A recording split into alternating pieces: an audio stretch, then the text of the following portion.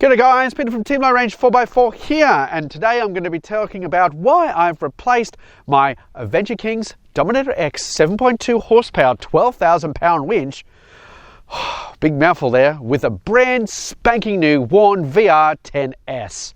Let's get into it.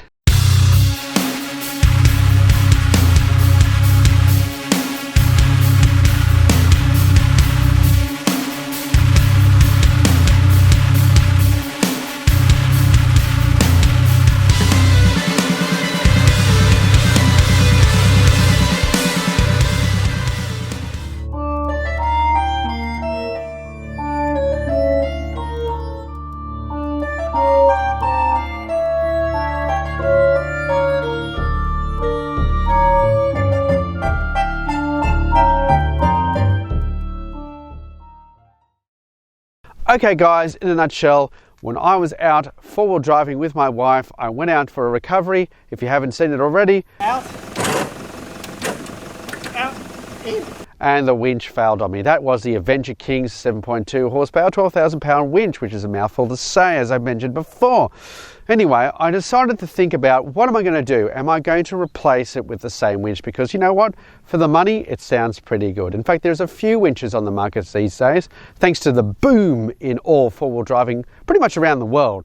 So there was a bit of spoiled for choice sort of thing going on right here. But I decided to go a little bit more traditional. That's why I chose the Warn. Let's get into why. So guys, I had to really be honest with myself here and think, how often am I going to use a winch? Now, on reflection of the past 4 years of pretty good, solid four-wheel driving, I've never had to use it for self-recovery. Now, that's probably luck in the end of the day. I have used it to rescue a couple other people. I've used it for a winch video, how to demonstrate how to use a winch. And when it actually came to me having to use it for self-recovery, that's when the Adventure Kings failed on me. And I had the option then and there to go, you know what am I going to do? Because to be honest, that winch was totaled inside. Thanks to partly me not servicing, and of course maybe it just wasn't the greatest in the world. So I could have replaced it with another one of those, but I decided I was going to go for the Warn, and not the most bang for your buck kind of winch, as you would probably realize. But let me talk about the VR10S. So what I've got here is the Warn wireless remote. Now, of course, you can still plug in a cable at the bottom for redundancy, but I think most people will be using it in its wireless function. Now, you can see it's really compact, it fits into your hands really well, and it's got all the functionality you need with the button at the top, basically to turn it on and off. You've got the two lights to tell you whether it's plugged in or in wireless mode, and of course the in and out function. Really like it, it's a fantastic remote. Okay guys, why did I go with Warn?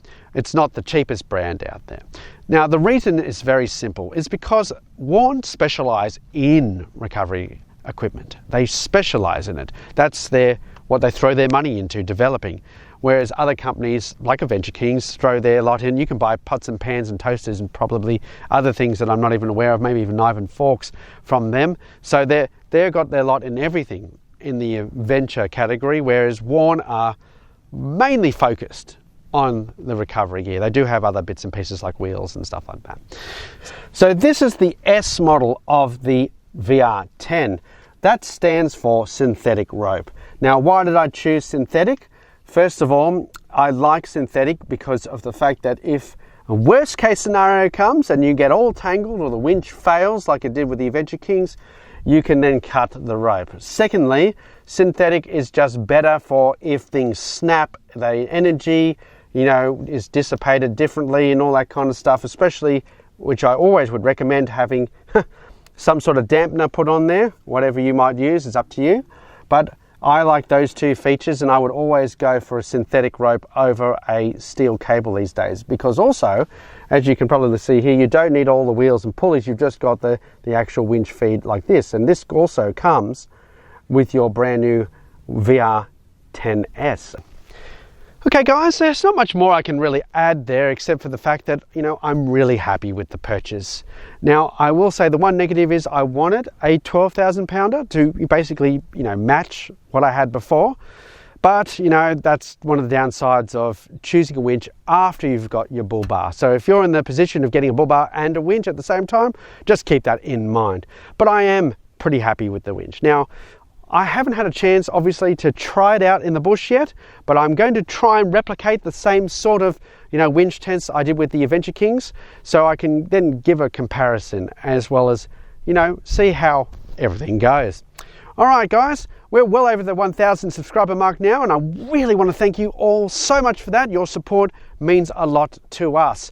We're going to continue to try and make videos on a more regular basis. Of course, I'm sure you all understand at the moment, everything is up and down and with pandemics and that kind of stuff. So anyway, we're going to do our best to keep bringing them to you. I'm Peter from Timlo Range 4x4, and I'll catch you in the next one.